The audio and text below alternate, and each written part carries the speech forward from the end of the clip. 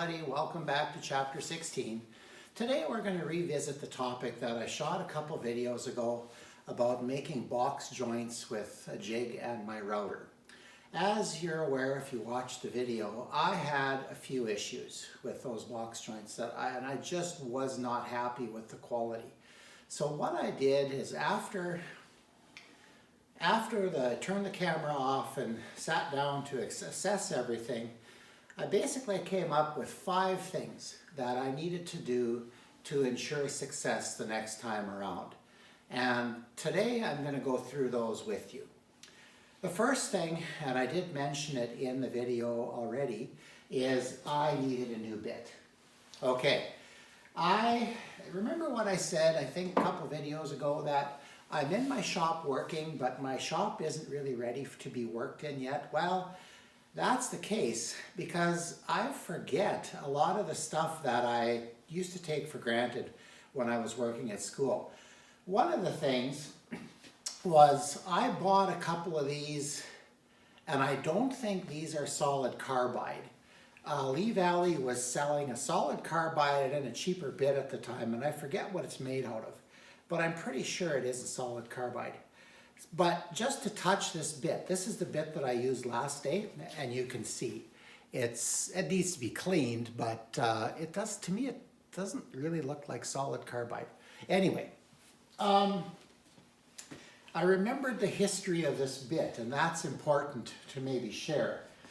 In kind of the mid-2000s, late 2000s, we were building these grand piano shaped jewelry boxes for a children's charity in Saskatoon for Christmas presents. And the industrial arts shop that I was in charge of, we'd build about 50 of these a year. Well, okay, I don't have the lid on it, but yeah, there's a lid. They're really quite cool, and this one's been in the shop for too long. But at the school, we only had one plunge router. And we had, of course, the school had a good bit, so we put the good bit in the school's router, but that only allowed one student to come in after school and work on these pianos. So one of my typical Friday nights in Saskatoon, picking up supplies for the shop, I happened upon my favorite shopping place, Princess Auto, and they were selling these routers for $80. So that year I bought one, and then I went to Lee Valley and bought a bit for it. I think I paid as much for the bit as I did for the router. So, but this bit, now these are only pine, but I bet this bit's done 150 of these. So this thing's done. And I should have been aware of that before I started, but I wasn't, because I must be getting old, I keep forgetting things. So a new bit was definitely in order, and I ordered one off of Amazon, and just to feel it, it's razor sharp. In fact, I think putting it in drew a little bit of blood from one of my hands here. So yeah, it's sharp. So we eliminated the bit as part of the problem. The second thing that you may not be aware of from watching the video, but this table was a mess. It had glue on it, rust on it, all kinds of things that I wasn't happy with. So it would stick a little bit and jerk, and you had to have your pressure just right and everything perfect. So what I did is I sprayed it with WD-40, let it soak for a while, and then I took my cordless drill with a wire brush on it, and I cleaned this thing off really nicely. And once it was clean and I wiped it off really well, then I took my Glide coat and sprayed it with this and wiped this in. Now there are other things you can use to do that. Wax works perfectly fine. I like Glide coat. I think it works really good. It's a good product. And my can is empty. I also use this on the lathe bedways. So it almost seems to provide, for my cheap little fleet of Delta and Jet student lathes here, once everything's clean, it seems to make that tailstock pushing back problem when you tighten the quill seems to go a little ways towards alleviating that. So I like this stuff. No, and I'm not sponsored by them or anybody. Okay, so I cleaned the table, and to go with that, I extended the slot in that bridge table between the backs of my two table saws. So we're going to talk about this in a future video, but right now, and this is the way it's going to stay, I have two table saws in my shop and they're back to back. So this, I estimate about 6 foot by 6 foot square, maybe 7 by 7, is where my table saw grouping is. And it's probably the most efficient space-wise for me to have two table saws in this shop. But, excuse me, that's a whole separate video.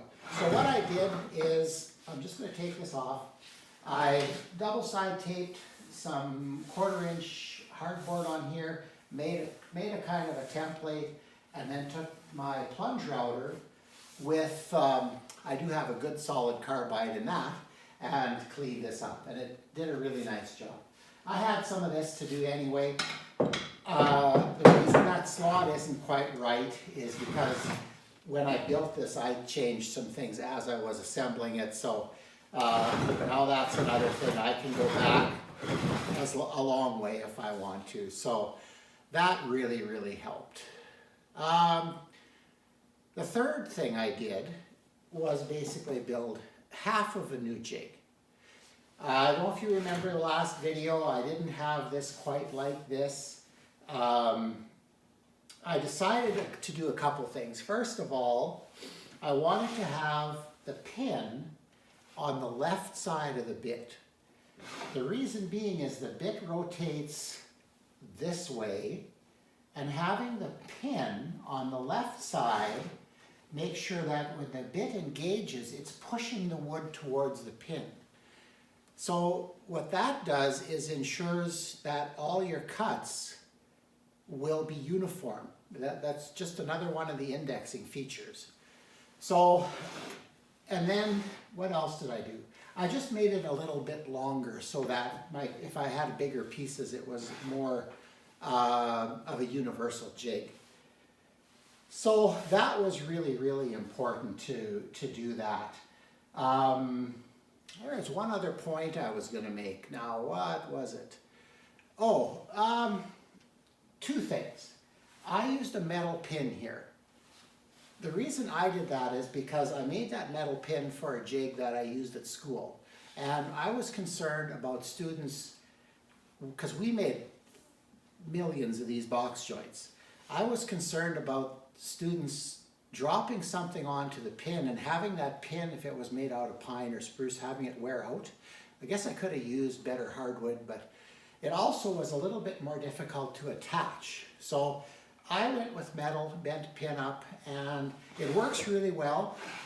But if you have a catastrophe with this thing, your bit is done. So that's maybe a real downside of using a metal pin, and that's totally up to you if you're going to build a jig, what you decide to do. Another thing, if you build a jig, it's really important to have that jig in two pieces. So on this particular jig, I have a piece that attaches to the miter gauge, and then this piece attaches to that piece.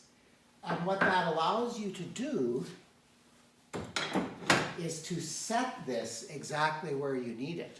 Now there's quite a high amount of precision needed to make these joints look good and be effective. And if you have no way of making subtle adjustments, you're going to be frustrated very quickly. So that way, what I did to start is I measured everything out the best I could, and I just put a clamp on here, kind of just like this. Put a clamp on, and I made a couple of test cuts. Measured them. When I got close, I made a full side and then another side, and then I tried to put them together. But And then if it didn't, when I got it the way I wanted it, then I put 4 screws in. But guess what? That moved to a couple thousands. But 5 thousandths is the difference between success and failure on this jig. It's really quite precise. So I fiddled around with it, and eventually I got things to work really, really, I think, quite well. Okay, we'll try it today. It may have changed. Who knows? We're going to try it. The other thing that I did is I machined a new insert. Now that really didn't have as much to do with quality, but it just, I needed to build a new one. The ones I had, this one was broken. This one didn't fit. So I took a piece of 1/2-inch Baltic birch, cut a circle a little larger than that, drilled a hole in the middle, took it over to my lathe, put the pin jaws in my chuck, and put the nut, a 1/2-inch nut in the jaws, and then tightened it up, got it nice and tight, and turned what I needed. It took 10 minutes to do that. There is nothing to it. So that's the 4 things that I did with my physical surroundings. The next thing that I did, well, I didn't really do anything with it yet. It's just a recognition of what I was working with. This Baltic birch looks really good. It's got a nice face veneer, but when you really look at it closely, that is an ultra thin veneer that's added to the top of the Baltic birch. And here's a joint that I played with yesterday. And just to give you a look, and I way over sanded it, but actually that's not sanded all that much. That is just ultra thin. I was expecting the ply, an average ply here is probably about 50, 60 thousandths thick. I was thinking I had maybe that amount to work with, but you don't. This stuff, these joints have to be perfect, because if they are not perfect, you can't sand them to make them perfect. That is just not going to work. So there's a limitation in my materials that I need to figure out a way to overcome, and I just need to be super accurate, which I think now with everything set up, I think I can be. Would it have been better to maybe in hindsight have built these drawers out of solid maple or solid birch or something? The answer to that is yes, it would have been easier. But, hey, challenges. Besides, a challenge is always important. And I kind of like the looks of the ply sticking out from the joint. I don't know, it's a me thing. I like that look. So we're going to try these, and I think I'm going to be able to do it well. Okay, so, well, with that, we should maybe quit talking and start cutting a joint. So I think what I'm going to do for you guys is I'm going to move you in a little bit closer and aim this all nicely, and then we're going to actually cut at most one end of a test strip here. So we're going to come back and do that. Okay, I think I'm ready to go here. I'm going to get you guys up nice and close, see if you can kind of see what's happening here. And yeah, it's going to get a little bit loud. And away we go.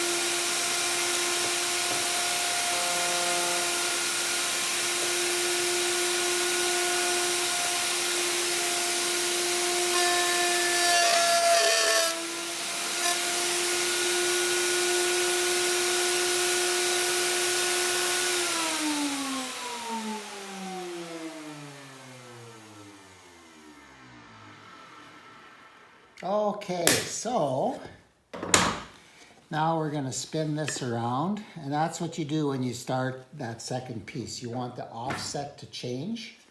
So we're going to put it in like that, and that way we'll cut the first socket. And away we go. Okay, that feels nice and tight.